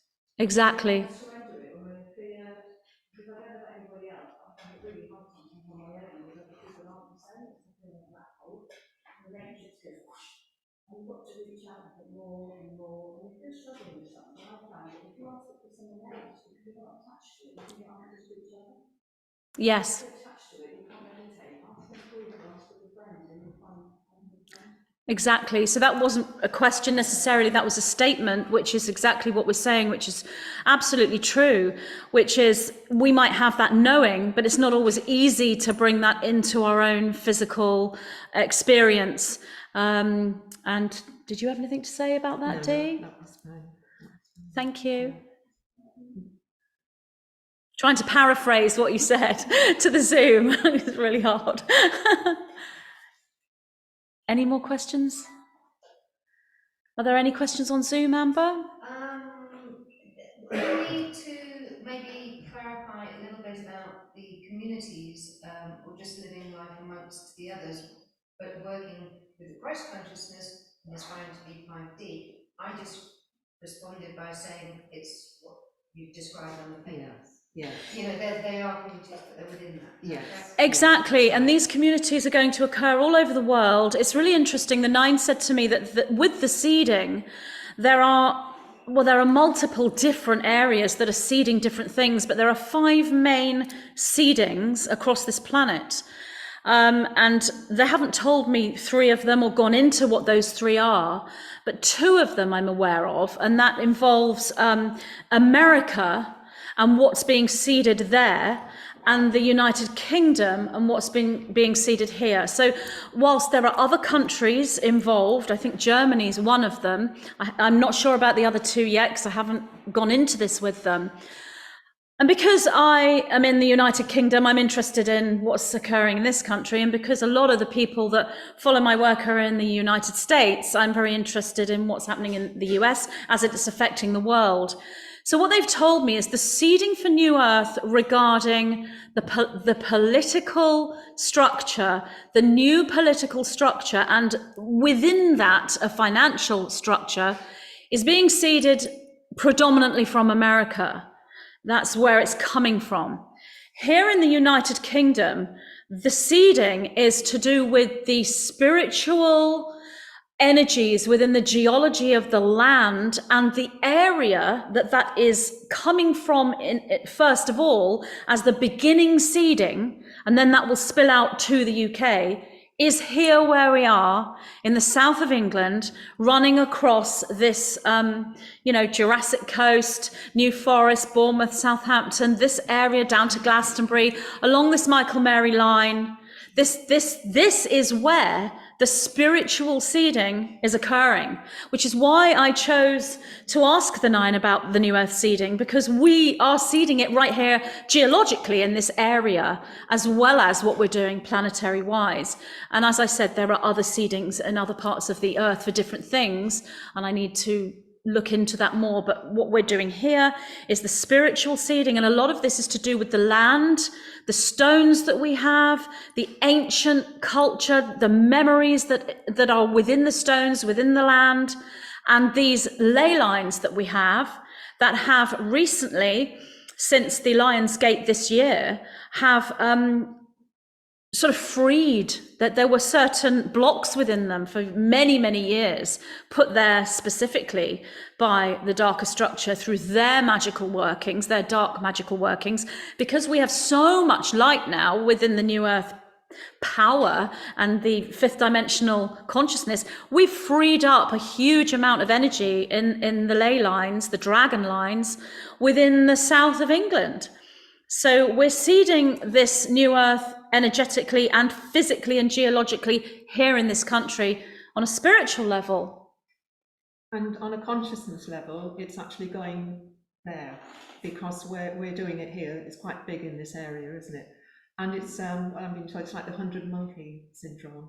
It will just eventually evolve and evolve, because people, in the blink of an eye, will have an idea about actually expanding and doing something within the community. And I think more people are doing that, and it can not work. It has to work, because this is how consciousness works, and this is what we're about.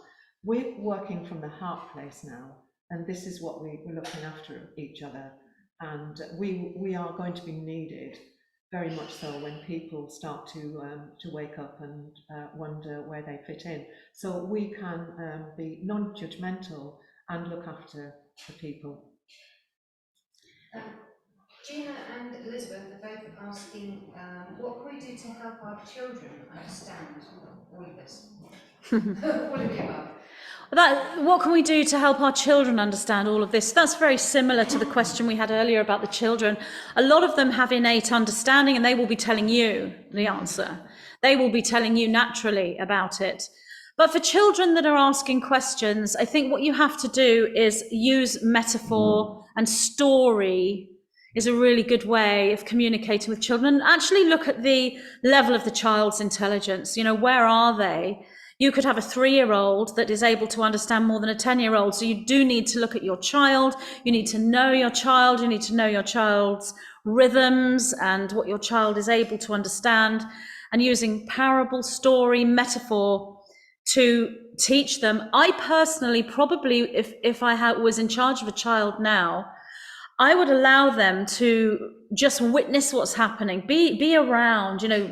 If there's a gathering going on of spiritually aware individuals and there's children play area over there, let them go to these events, and let them just mix with people dressed as fairies, and let them hear us all having our conversations. And then when they start to ask questions, then have a discussion with them. It's not really about giving them the answer or telling them what you think.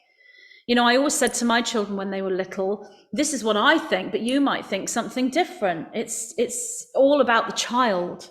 And as I said, we should be nurturing the child in the knowing that that child has the capacity to do greater things than we did. Because in a true organic society, the younger generation flourishes. That's how the planet evolves. What would you say, Dee? Exactly that. But it's love that comes in for me with children. Just show them love and help them with their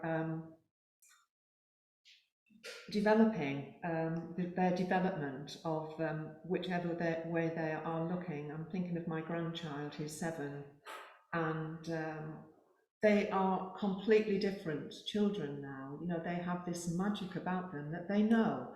And if you ask a question, you answer honestly. And yes, from what you were saying earlier about showing them with metaphor and things like that. But actually, if you ask them a question, you may be surprised by what they actually tell you, because they're more switched on perhaps than we realise. Yeah, listen to your children, trust what they're saying. And if they are coming out with more darker, scary things, then it's okay to find a therapist, but look if you can for an aware, awake therapist who's aware of New Earth, aware of the 5D consciousness, because there will be trained individuals coming into the New Earth system. Doctors, nurses, police officers, people in all walks of life out of the system will find that the system is pushing them out. They won't find a place there. And they, well, I've got all this training. I've trained for like 6 years and I've got a degree in this, that, and the other. What am I supposed to do? I can't do my job anymore because of this, this, and this, or whatever it may be. They'll come into the New Earth system. That's why the system grows and grows and grows, because we'll have people from all walks of life in that system, able to support one another. And everyone in the system will have a gift or a talent or a skill that they can offer the community. So, do we have, oh, we have 10 minutes left then. Although Daniel, did you not want to? Okay.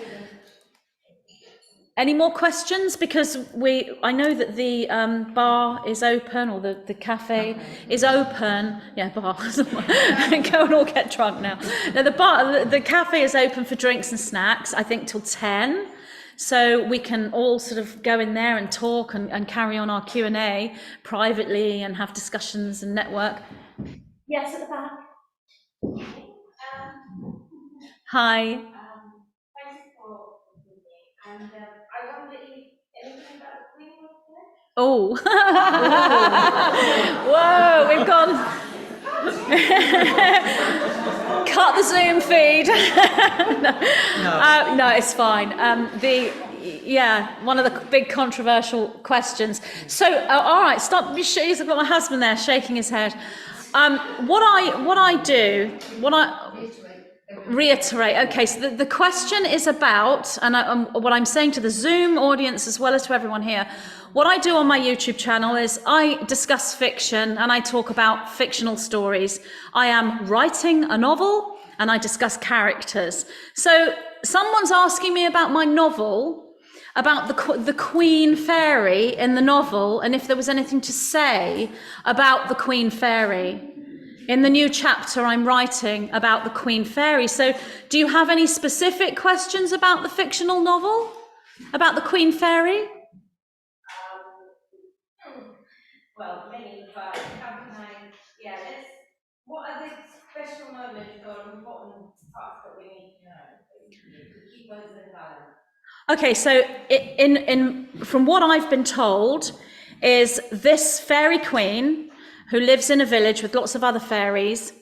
In my novel, she passed away quite a while ago, and there are some sort of, naughty fairies in the village, and they didn't tell the villagers that she had passed away. They kind of left things for a while before they strategically announced the passing.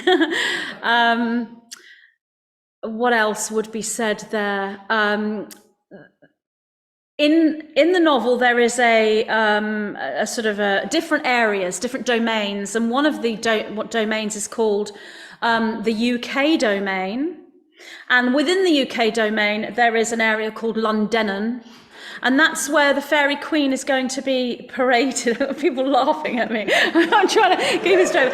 That's where the Fairy Queen is going to be paraded through in her ceremonial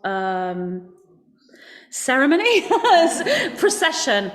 I would stay clear of the London area. I would tell all the fairies in my novel to not visit the London area.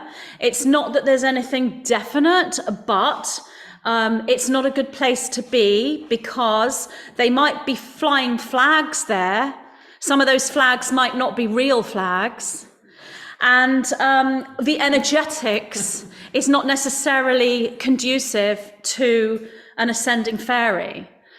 But I'm discussing fiction. I mean, it's got no relevance whatsoever to anything that's going on in real life. Did you want to talk about my novel? Definitely.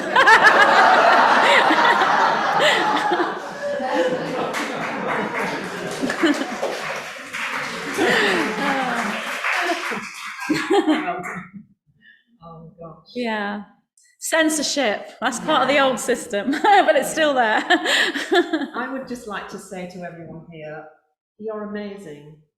You know, you're so powerful and you're so beautiful, and just shine your beautiful light, and look after yourselves. It's an individual journey which you can help others on the way, but first of all, you must take all of that beautiful energy and love for yourself and then shine wherever you go. I second that. Thank you so much, everyone, for coming.